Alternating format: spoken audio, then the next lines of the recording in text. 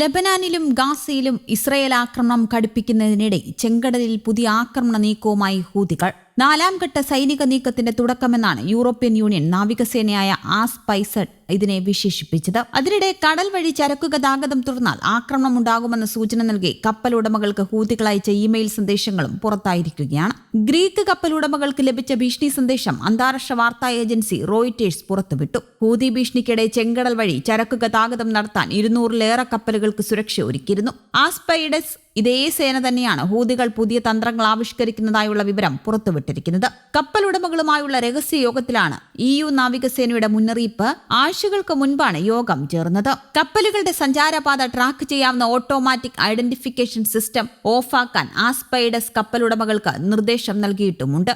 AIS on ചെയ്ത 75% കപ്പലുകൾക്ക് നേരെയും ഹൂതി മിസൈലുകൾ കൃത്യമായി പതിച്ചിട്ടുണ്ട്. സിസ്റ്റം ഓഫ് ചെയ്തപ്പോൾ 96% ആക്രമണവും പരാജയപ്പെട്ടിട്ടുണ്ടെന്നും യോഗത്തിൽ സൂചിപ്പിച്ചിരുന്നു. അതേസമയം പുതിയ ഹൂതി ആക്രമണ തന്ത്രത്തെക്കുറിച്ച് പരസ്യമായി വിശദീകരിക്കാൻ ആസ്പൈഡസ് തയ്യാറായിട്ടില്ല. ഇതിനിടയിൽ ഹൂതി ഇമെയിൽ മുന്നറിയിപ്പുമായി ബന്ധപ്പെട്ടുള്ള വിവരങ്ങളും പുറത്തുവരികയാണ്. ഹൂതികളും വാണിജ്യ കപ്പൽ കമ്പനികളും തമ്മിലുള്ള ആശയവിനിമയത്തിന് ഇടനിലക്കാരായി പ്രവർത്തിക്കുന്ന ഹ്യൂമനിറ്റേറിയൻ ഓപ്പറേഷൻസ് കോർഡിനേഷൻ സെന്ററാണ് ഇമെയിൽ അയച്ചത് എന്നാണ് റോയിറ്റേഴ്സ് റിപ്പോർട്ടിൽ പറയുന്നത്. ചെങ്കടലിലെ ഹൂതി ആക്രമണത്തിന്റെ പശ്ചാത്തലത്തിൽ കഴിഞ്ഞ ഫെബ്രുവരിയിൽ രൂപീകരിച്ച സമിതിയാണ് HOCC. കപ്പലുടമകൾ, ഇൻഷുറൻസ് കമ്പനികൾ, പ്രധാനപ്പെട്ട നാവികർ എന്നിവർക്കെല്ലാം സന്ദേശം ലഭിച്ചിട്ടുണ്ട്. ചെങ്കടൽ വഴി ഇസ്രയേൽ തുറമുഖത്തേക്ക് സഞ്ചരിക്കുന്നതിന് ഹൂതികൾ ഏർപ്പെടുത്തിയിരുന്ന വിലക്ക് ലംഘിച്ചെന്നാണ് ഒരു കപ്പലുടമയ്ക്ക് ലഭിച്ച ഇമെയിൽ സൂചിപ്പിക്കുന്നത്. ഇതിനാൽ ഏത് സമയത്തും യമൻ സായുധ സംഘത്തിന്റെ ആക്രമണം ഉണ്ടാകാമെന്നും മുന്നറിയിപ്പ് നൽകിയിട്ടുണ്ട്. നിരോധിത പട്ടികയിലുള്ള കപ്പലുകൾക്കെതിരെയുള്ള പ്രത്യാഘാതങ്ങൾ നിങ്ങളും നേരിടേണ്ടി വരുമെന്നും വ്യക്തമാക്കിയിട്ടുണ്ട്. വിലക്ക് ലംഘിച്ചാൽ കമ്പനിയുടെ എല്ലാ കപ്പലുകൾക്ക് നേരെയും ഉപരോധമുണ്ടാകുമെന്ന് മെയ് മാസം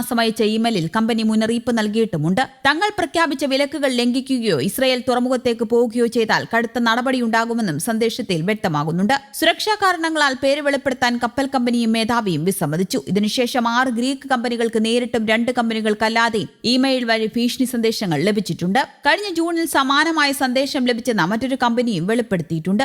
ഇമെയിൽ മുന്നറിയിപ്പുകളെക്കുറിച്ചും പ്രതികരിക്കാൻ ഹൂതികൾ തയ്യാറായിട്ടില്ല.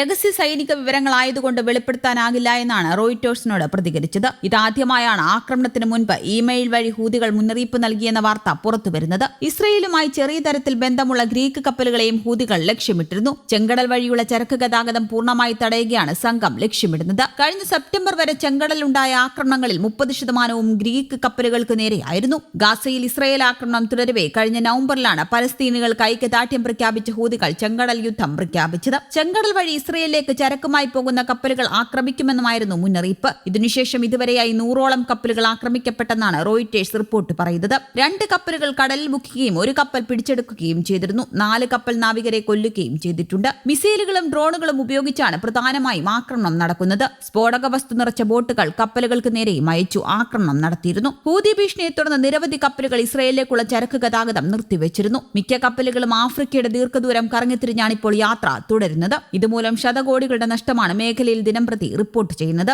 അതേസമയം ഹൂതികളുമായി സഹകരണമുള്ള ചൈനീസ്, റഷ്യൻ കപ്പലുകൾ ചെങ്കടൽ വഴി ഗതാഗതം തുടരുന്നുമുണ്ട്. News desk, Kerala Kaumudi.